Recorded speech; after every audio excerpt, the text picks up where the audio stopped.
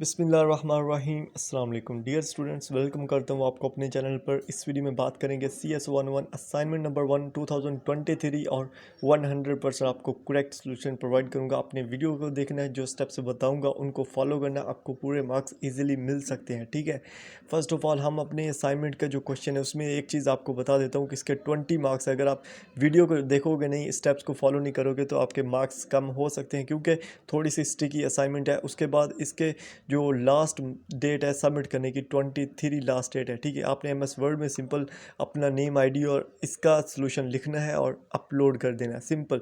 उसके बाद हमारे पास क्वेश्चन है, जो पहला है क्वेश्चन, एक ही क्वेश्चन है और उसके 3 जुज बने हुए हैं और ये एक ही क्वेश्चन 20 मार्क्स का है। ठीक है, सिंपल हमने करना क्या है, उन्होंने हमें बताया कि हम जो फ्लोटिंग पॉइंट नोटेशन होता है ना उसको यूज़ करना है, जिसमें हमारे पास 3 चीज़ें होती हैं। साइन होता है, साइन की जो वैल्यू होती है वो 1 होती है, जबकि जो मंटीसा होता है उसकी 3 वैल्यूज़ होती हैं, और जो एक्सपोनेंट होता है उसके पास 4 बिट वैल्यूज़ होती हैं। ठीक है, हमने यहाँ पे क्या करना है, हमने 8 बिट जो फ्लोटिंग पॉइंट नोटेशन होता है उसको यूज़ करते हुए हमने एक वैल्यू उन्होंने दी हमें जो कि डेसिमल फ्रैक्शन में है, इसको हमने जो है ना वो सॉल्व करना है 8 बिट फ्लोटिंग पॉइंट नोटेशन को यूज़ करते हुए। ठीक है, तो हमारे पास यहाँ पे 3 जूज़ है, इन तीनों जूज़ को हम देखते हैं। फर्स्ट ऑफ ऑल यहाँ पे एक और चीज़ मैं आपको बता दूँ, उन्होंने यहाँ पे हमें ये बोला है कि जो मेथड हमने वीडियो में यूज़ किया था, अगर आपने LMS से लेक्चर लिया है 27 लेक्चर में ये मेथड बनाया गया है, वही आपने यहाँ पे यूज़ करना है। अगर आप उसके अलावा कोई और मेथड फॉलो करेंगे तो आपको 0 मार्क्स मिलेंगे। ठीक है, अब हिंट जो है यहाँ पे उन्होंने बता दिया कि अगर आप B एंड C पार्ट जो है ना वो देखना चाहते हो तो उसके लिए आपको बहुत मंटीसा एंड एक्सपोनेंट के जो है ना पार्ट उनकी ज़रूरत होगी, उनकी हाईएस्ट एंड लोएस्ट वैल्यूज़ आपको देखना पड़ेंगे। ये आगे चल के दिखाता हूँ मैं आपको सोल्यूशन। यहाँ पे सोल्यूशन की तरफ चलते हैं। इससे पहले अगर आपने चैनल पर न्यू हो, काइंडली चैनल को सब्सक्राइब कर दिया करें, ताकि आने वाली जो भी वीडियो होती है आपको फर्स्ट ऑफ ऑल मिले। ठीक है, और अगर वीडियो अच्छी लगी तो लाजमी लाइक किया करें। ठीक है, इसके अलावा CS11 पे पूरी एक प्लेलिस्ट बनी हुई है, अगर आपने नहीं देखी तो लाजमी देखिएगा। उसमें आपको हाईलाइटेड हैंडआउट्स मिलेंगे और मिड टर्म फाइनल टर्म की हर चीज़ मिलेगी जो कि आपके लिए ज़रूरी है, और उसकी इम्पोर्टेंस क्या है वो आप वो जो वीडियोस हैं उनके जाके कमेंट्स में पढ़ सकते हो। ठीक है, असाइनमेंट का सॉल्यूशन देखते हैं हम। यहाँ पे जो हमारे पास पहला क्वेश्चन है उसमें हमने क्या करना है, सिंपल हमारे पास एक फ्रैक्शन दी हुई है जो कि नेगेटिव में है और हमने उसको बाइनरी में कन्वर्ट करना है। ठीक है, और बिट जो फ्लोटिंग पॉइंट नोटेशन वाला मेथड है ये हमने यूज़ करना है। यहाँ पे आपने करना क्या है, हमारे पास 8 बिट फ्लोटिंग पॉइंट नोटेशन में 3 चीज़ों की ज़रूरत होती है। पहली चीज़ साइन बिट, एक्सपोनेंट एंड मंटीसा।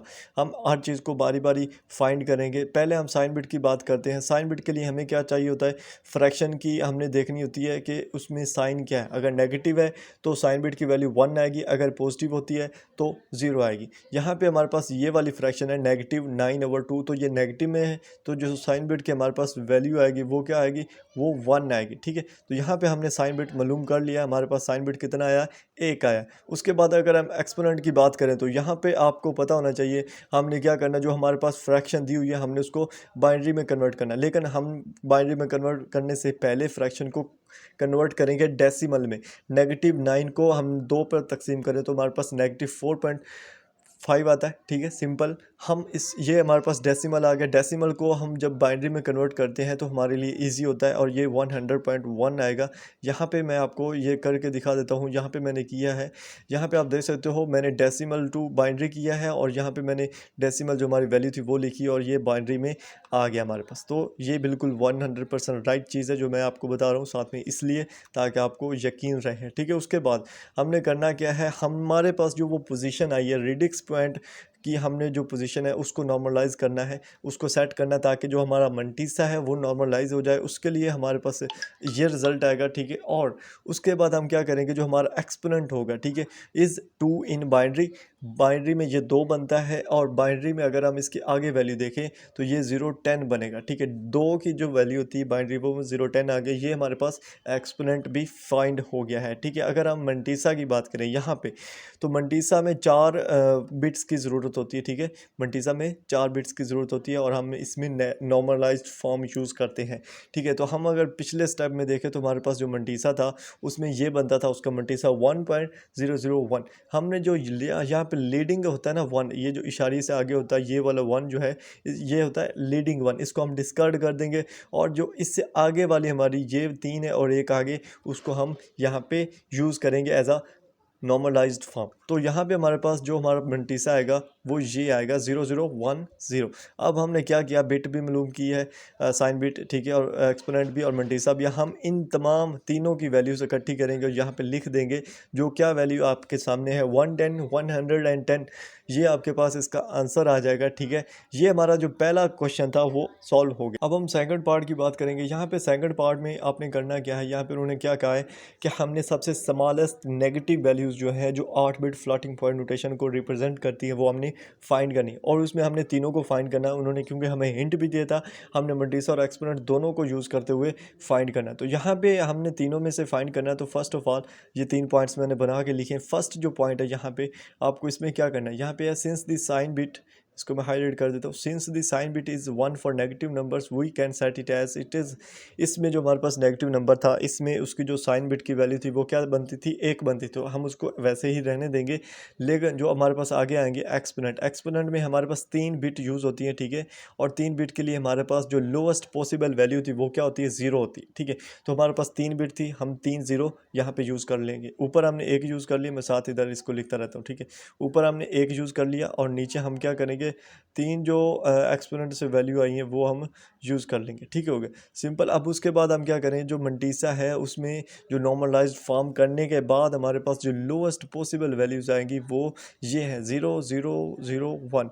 तो हम इन तीनों जो हमारे पास वैल्यूज़ आई हैं इनको इकट्ठा मिला के लिख देंगे और ये हमारे पास कुछ यूँ बन जाएगा। यहाँ पे आप देख सकते हो। ठीक है, और यहाँ पे आपको मैं बताता चलूँ, ये जो पहला 1 है ये है साइन बिट की वैल्यू। ठीक है, ये जो आगे नेक्स्ट वाला 3 है ये एक्सपोनेंट की वैल्यू है, और जो एंड वाले 4 हैं ये रिप्रेजेंट्स करते हैं हमारे मंटीसा को। तो इस तरह से हम पूरे हमारे जो लोएस्ट पॉसिबल वैल्यूज़ हैं उनको, सॉरी, जो स्मॉलेस्ट नेगेटिव वैल्यूज़ हैं उनको हम फाइंड कर सकते हैं। ठीक है, इसी तरह हमारे पास जो थर्ड यहाँ पे क्वेश्चन था, सी पार्ट है, आप कह सकते हो ए क्वेश्चन का। यहाँ पे क्या है कि हमने जो लार्जेस्ट पॉजिटिव वैल्यूज़ हैं वो फाइंड करनी है। पहले में हमने क्या किया, स्मॉलेस्ट नेगेटिव फाइंड की, इसमें हमने लार्जेस्ट पॉजिटिव फाइंड करनी है। सेम मेथड है, इसमें हम क्या करेंगे, यहाँ पे हम जाते हैं और हमारा जो क्वेश्चन का आंसर बनता है उसको देखते हैं। यहाँ से जो पहला पॉइंट है हमारा, इसमें हमने क्या किया कि साइन बिट की जो वैल्यू थी वो पॉजिटिव नंबर्स के लिए क्या होती है, 0 होती। यहाँ पे क्योंकि हमने पॉजिटिव वैल्यू फाइंड कर रहे हैं ना, तो पॉजिटिव वैल्यू के लिए क्या होती है, 0 होती, तो हम इसको 0 रखेंगे। ठीक है, और एक्सपोनेंट जो होता है उसकी जो हाईएस्ट पॉसिबल वैल्यूज़ होती हैं 3 बिट के लिए, ठीक है, highest possible positive values for 3 bit वो कितना आएगा, 111 आएगा। इसी तरह मंटीसा की जो पॉजिटिव हाईएस्ट पॉसिबल वैल्यूज़ आती हैं वो, क्योंकि मंटीसा में 4 बिट की वैल्यू की गुंजाइश होती है, इसलिए उसकी 4 पॉसिबल जो पॉजिटिव वैल्यूज़ होंगी वो क्या आएंगी, 1111। मतलब कि यहाँ पे हमारे पास जो इसका फुल आंसर बनेगा वो ये रेड वाला है। आपको बता देता हूँ मैं, अगेन हाईलाइट कर देता हूँ। ये जो पहला 0 है ये साइन बिट है, क्यों, क्योंकि पॉजिटिव वैल्यूज़ है। और ये जो 3 नेक्स्ट हैं ये हमारे पास एक्सपोनेंट है, क्योंकि एक्सपोनेंट में जस्ट 3 वैल्यूज़ की गुंजाइश होती है। इसी तरह जो हमारे पास नेक्स्ट है मंटीसा, उसमें 4 जो है ना ये वाले 4 आएंगे, क्योंकि उसमें 4 बिट वैल्यूज़ की जो होती गुंजाइश होती है। ठीक है, सिंपल। अब ये हमारे पास जो है ना आपका सॉल्यूशन है इस पूरी असाइनमेंट का। ठीक है, आपने सॉल्यूशन देख लिया। ठीक है, आपको सॉल्यूशन की ज़रूरत तो नहीं होगी, आई थिंक है ज़रूरत। चले कोई नहीं, मैं शेयर कर दूंगा आपसे, ये फ़ाइल आपको मिल जाएगी, डिस्क्रिप्शन में लिंक है, आप गूगल ड्राइव से सिंपल डाउनलोड कर लीजिएगा। अब आपने इसमें चेंजिंग करनी है। ठीक है, चेंजिंग आपने इस तरह से करनी है कि इसको आपने अपने वर्ड में लिखते जाना है। बाकी जो इसमें आंसर आएंगे वो सेम आने वाले हैं। ठीक है, आंसर जो आएंगे वो सेम आने वाले हैं, बस आपने इसकी जो इंग्लिश है उसमें आपने अपनी मर्ज़ी से थोड़ी चेंजिंग करनी है और लिख देना, सिंपल। और उसके बाद अगर आप में से किसी को कोई डाउट हो तो आप इन जो है ना वो कमेंट करें। और लाजमी लास्ट जो बात है वो ये कि अगर आपने अभी तक चैनल को सब्सक्राइब नहीं किया तो लाजमी कीजिएगा, क्योंकि इससे भी और भी बेस्ट वीडियोज़ आने वाली हैं इसके क्विज़ पर, और मिड टर्म की प्रिपरेशन से रिलेटेड भी ऑलरेडी हर चीज़ वैसे शेयर है। लेकिन जो इसके क्विज़ होंगे इस सेमेस्टर में और असाइनमेंट्स वो उनकी वीडियोस भी आपको सबसे पहले मिलेंगी इसी चैनल पर।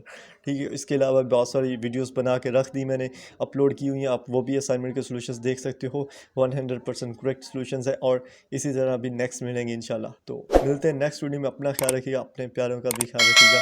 मिलते हैं नेक्स्ट वीडियो में, दुआओं में याद रखिएगा। अल्लाह हाफिज़।